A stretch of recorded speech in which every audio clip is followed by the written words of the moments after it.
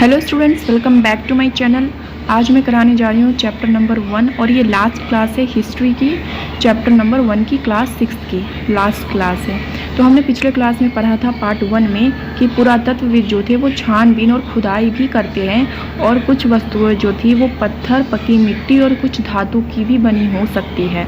वो तत्व कठोर और जल्दी नष्ट ना होने वाले होते हैं।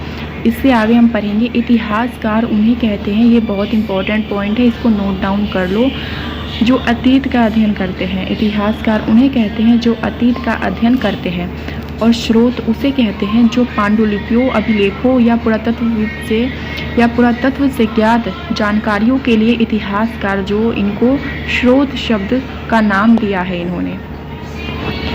नेक्स्ट ये देखेंगे, इसके आगे तो ज़्यादा कुछ इम्पोर्टेंट है नहीं। नीचे देखेंगे हम तिथियों का मतलब। नेक्स्ट टॉपिक है तिथियों का मतलब।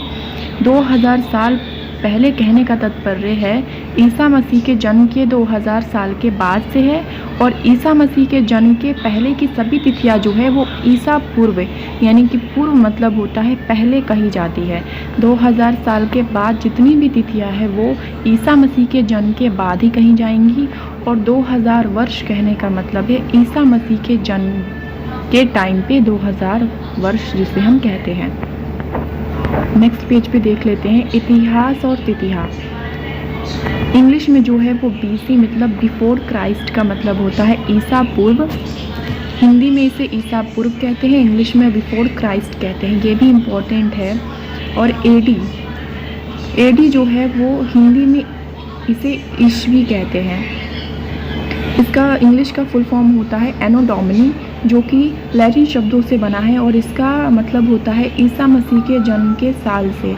ईसा मसीह का जो जन्म वर्ष होता है यानी कि 2000, उसे हम AD लिखते हैं, मीन्स एनो डोमिनी।